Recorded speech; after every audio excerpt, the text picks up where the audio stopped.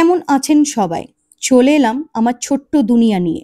চলুন বেরিয়ে পড়ি এক নতুন ঠিকানার খোঁজে। একটা জায়গা যেটা ইতিহাস, শিল্প আর আধ্যাত্মিকতার এক অসাধারণ মিলন ক্ষেত্র। আজ আমি আপনাদের নিয়ে চলেছি লেপাক্ষীর বীরভদ্র মন্দিরে।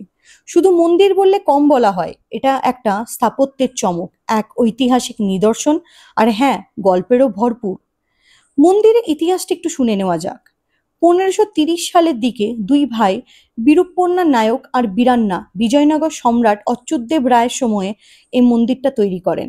ওনারা ছিলেন কর্ণাটকের বীরশৈব বণিক সম্প্রদায়ের লোক।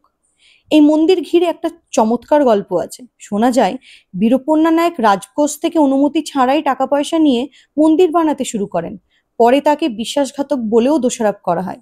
সেই দুঃখে, সেই অনুশোচনায় উনি নিজের চোখ নিজেই উপড়ে ফেলেছিলেন, ভাবা যায়।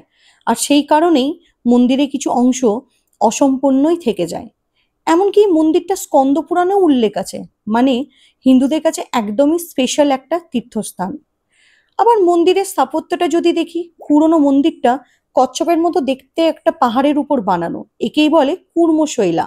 আর এই জিনিসটাই মন্দিরের গুরুত্ব অনেক বাড়িয়ে দেয়। মন্দিরটা তিনটে বড় বড় অংশে ভাগ। প্রথম, মুখমণ্ডপ বা সভাগৃহ, এটাকেই নাট্যমণ্ডপও বলে। বিশাল একটা হল ঘর, যেখানে আগে নাচ গান, ধর্মীয় অনুষ্ঠান সবই হতো।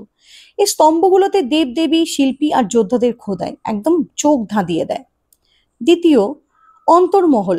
এখান থেকেই গর্ভগৃহে ঢোকা যায়। ছাদে বিশাল ফ্রেস্কো চিত্র, শিবের 14টা অবতারের দৃশ্য একসাথে আঁকা। তৃতীয়, গর্ভগৃহ বা মূল মন্দির। এখানেই বিরাট এক বীরভদ্র মূর্তি আছে, অস্ত্র গহনায় সাজানো, একেবারে জীবন্ত মনে হয়। আর এই মন্দির ঘিরে আরো কিছু দারুণ ব্যাপার আছে। ঝুলন্ত স্তম্ভ, এটা আসলে এক বিস্ময়। স্তম্ভটা মাটির ওপরে ঝুলে আছে, একেবারে না ছুঁয়ে। নিচে কাপড় বা পাতলা কাগজ অনায়াসে যাওয়া যায়।